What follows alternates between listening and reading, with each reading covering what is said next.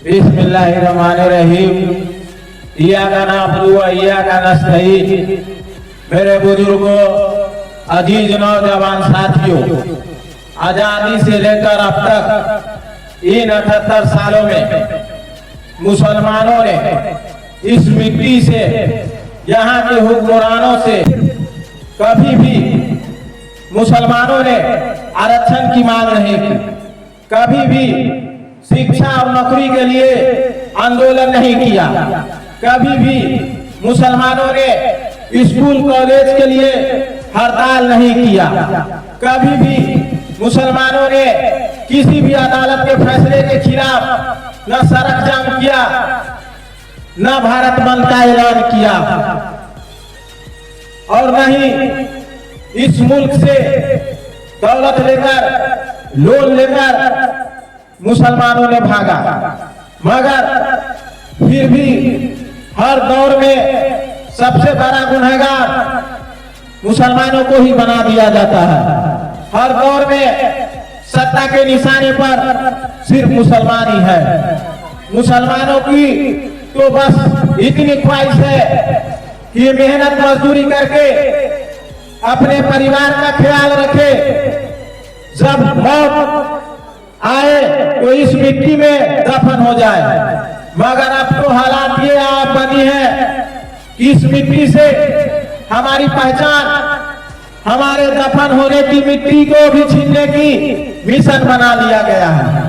मुल्क के कोने कोने से 5 करोड़ बाशऊर बहादुर नौजवानों ने मेल किया, सरकार को अपने इत्तेहाद और बेदारी का मुजाहरा पेश किया, मगर हुकूमत को कोई फर्क नहीं पड़ा। आधी रात को बिल को कानून बना दिया। क्या मुल्क में अब मुसलमानों की आवाज की कोई हैसियत नहीं बची? क्या हमारे मजहब की कोई अहमियत नहीं बची? ना हमारी इबादत गाहों की कोई इज्जत बची, ना हमारे ईमान की कोई कद्र हो रही है।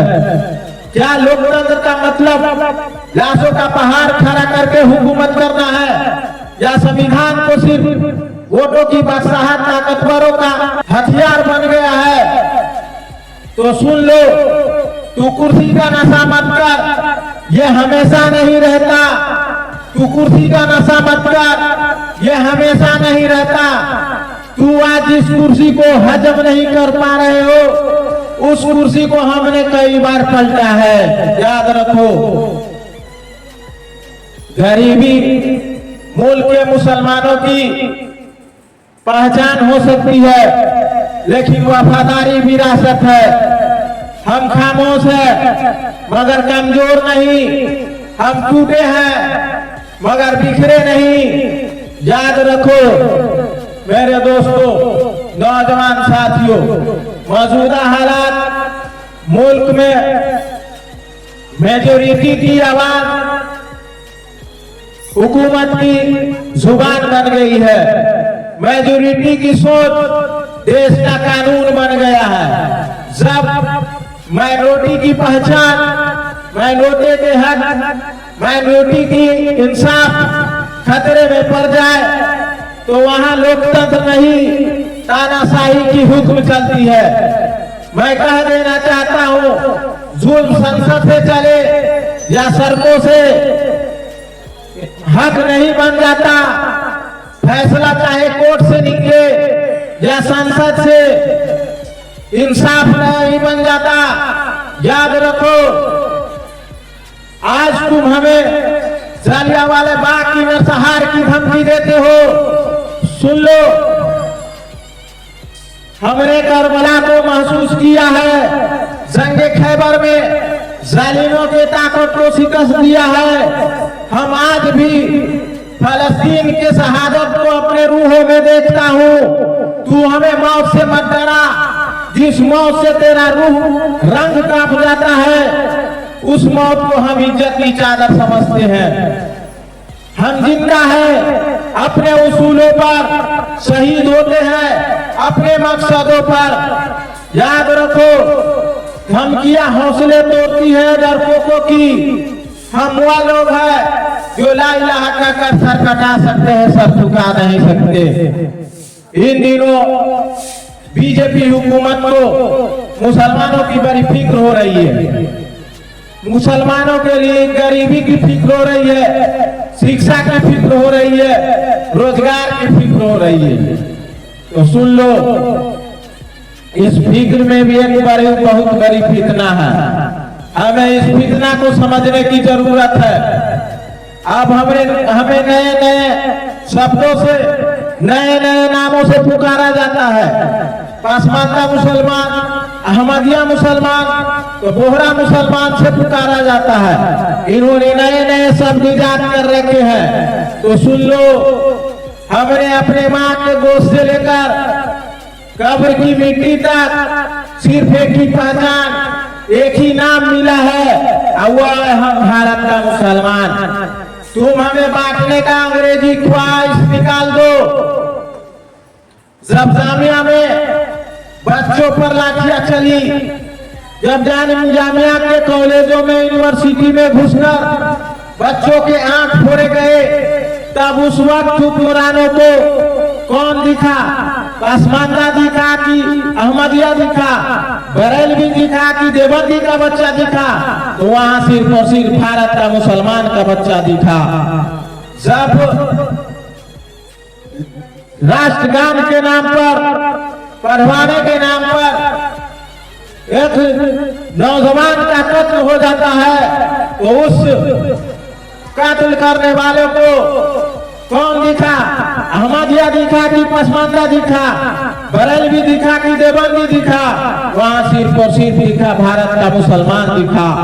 जब फिर मुसलमानों को लिंचिंग करती है गोश्त के नाम पर, जब जिहाद के नाम पर, तो क्या उस वक्त उस लिंचिंग करने वालों को क्या दिखता है? उस मुसलमान में पासमानदा दिखता है कि देवबंदी दिखता है कि बरेलवी दिखता है? तो उसे सिर्फ और सिर्फ भारत का मुसलमान दिखता है। यही पहचान से उसे कत्ल कर दिया जाता है। यह बात हम सबको समझने की जरूरत है। नौजवान साथियों, हमको बेदार होने की जरूरत है।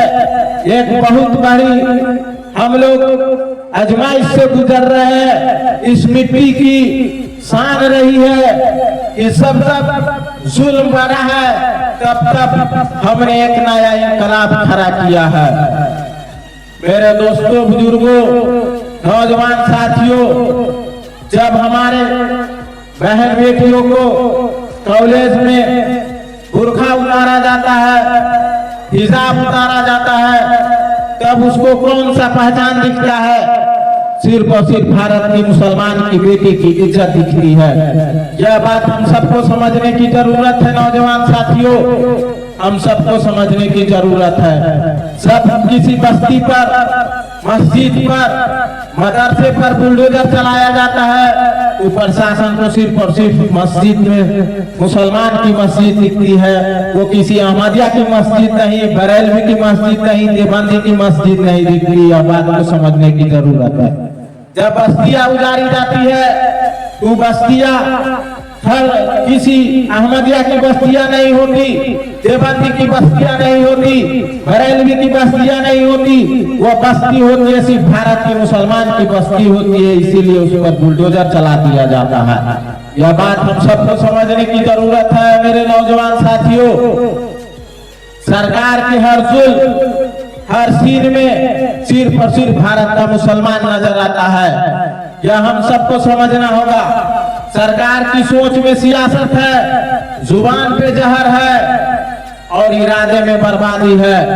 सरकार हमारी ताकत को बिखेर अपनी नफरती और हमारी बर्बादी के एजेंडों को कामयाब करना चाहता है, लेकिन हम सबको इस फितना से होशियार रहना होगा। नौजवान साथियों, जो मिटाने की ख्वाहिश रखता हो उसे हिफाजत की उम्मीद मत रखो। जो मिटाने की ख्वाहिश रखता हो उसे हिफाजत की उम्मीद मत रखो, क्योंकि अब जो कत्ल होगी वो बंदूकों से नहीं, मुस्कुराहट से होगी। याद रखो, सदन में हमारे कुरान मजीद मुकद्दस किताब पर तनकीद किया जाता है, तो सुन लो, जिस कुरान से आज तू खौफ जाता है, उसी कुरान से 200 साल साल हुकूमत करने वाले अंग्रेज भी खौफ ज्यादा थे, याद करो। हाफिज कुरान टीपू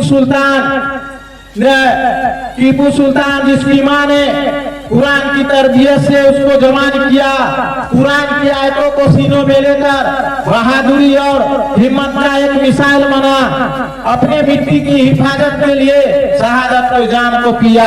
वो उसके सीनों में, टीपू सुल्तान के अगर सीनों में वो ताकत वो हिम्मत थी तो वो कुरान की आयतों से थी।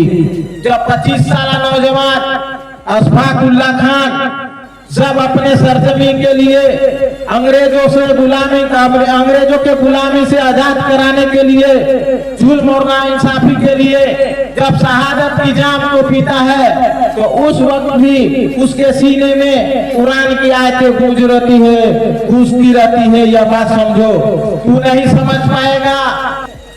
कुरान वह नूर है जो जुल्म के अंधेरे से जुर्रत की मसाल को जलाती है। मरना नहीं, जुल्म और जालिमों के खिलाफ लड़ना और मिट मरना सिखाती है। याद रखो, हमारी आवाज भले ही लोकतंत्र के रिवायत में कमजोर नजर आए, भले ही हमारी आवाज आज लोकतंत्र के संसद में कमजोर नजर आए, मगर जब जब इंसाफ के लिए उठी है तब तो ताज हिल गई है। यह मिट्टी मोहब्बत की मिसाल है, तुम नफरत से इसे बदबूदार मत बनाओ। यह मिट्टी मोहब्बत की मिसाल है, तुम नफरत से बदबूदार मत बनाओ, नहीं तो हम वो लहर बनाएंगे जो तुम्हारे जहर को बहा कर ले जाएगी। वो दिन दूर नहीं जब यह मुल्क फिर से इंसाफ का चेहरा देखेगा। हम सब एकजुट होकर अपने मिट्टी को, अपने पहचान को बचाएंगे।